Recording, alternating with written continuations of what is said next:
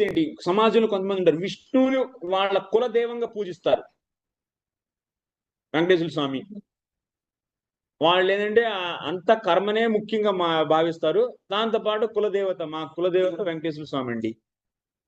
మరి వీళ్ళని అంటే విష్ణువే దేవతగా ఉన్నారు కాబట్టి యస్య దేవత విష్ణు తే వైష్ణవాహ అని చెప్పేసి మనకి వ్యాకరణంలో సూత్రం కూడా వస్తుంది. అని ప్రత్యయం ఉపయోగించి విష్ణువు యొక్క అస్య దేవతాహ, అస్య దేవత యస్యాహ, ఈయన విష్ణువు దేవత ఎవరికైతే వాళ్ళని వైష్ణవులు అంటారని చెప్పేసి సూత్రం ఉంది. సో మరి వాళ్ళని వైష్ణవులు అనొచ్చా? అంటే వాళ్ళు కులదేవత వాళ్ళకి విష్ణువు. అంతేగాని వైష్ణవ దీక్ష, భక్తి మార్గం, పద్ధతి ఏమీ తెలియదు. అలాంటి వ్యక్తులు వైష్ణవులు అనొచ్చా అంటే అది సమంజసం కాదది. నా ఏతత్ సుసంగతం. ఇక్కడ ఏమంటున్నారు, వాళ్ళని వైష్ణవులు వాళ్ళలో కూడా ఇలాంటి కృష్ణ ప్రేమ వస్తుందా అంటే లేదు. నో. ఎందుకంటే వాళ్ళ భక్తి యొక్క మహిమే తెలీదు.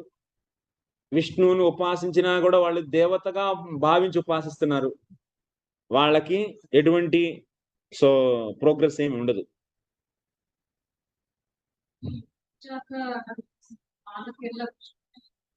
లోకజాత పరంపర, లోక పరంపరా జాత శ్రద్ధ వాళ్ళకు వస్తుంది. వాళ్ళు అనన్య భక్తి చేస్తున్నారు కదా, శ్రద్ధ వచ్చి. వాళ్ళ కేసు వేరమ్మా. ఓకే,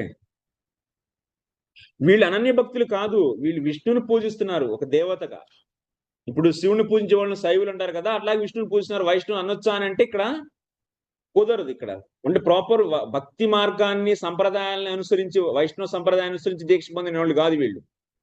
ఊరిని అలా వాళ్ళ యొక్క జీవిత భాగంలో ఉపాసన అనేది ఒక భాగంగా పెట్టుకొని అప్పుడు ఉపాసిస్తున్నారు విష్ణుని. అంత మాత్రం వీళ్ళు వైష్ణవులు అయిపోయి వీళ్ళందరికీ కృష్ణ ప్రేమ వచ్చేస్తుందా అని చెప్పి ఇప్పుడు టాపిక్ అనమాట. వస్తుందా అంటే లేదు. ఇప్పుడు మరి ఇంకోటి పాయింట్ వస్తుంది మనకి. మరి అజామిలుడి కేసులో గురువు ఎవరు లేరు కదండి. మరి గురువు లేకుండా ఆయనకి వెంటనే చాలా ఈజీగానే వచ్చేసిందిగా మోక్షం, అంటే వైకుంఠ ప్రాప్తి అనేది కలిగింది కదండి. మరి అజామిలుడి కన్నా బెటరు. వాళ్ళందరూ మంచిగా నిరంతర శ్రవణ కీర్తనాది రూప భక్తి చేస్తున్నారు.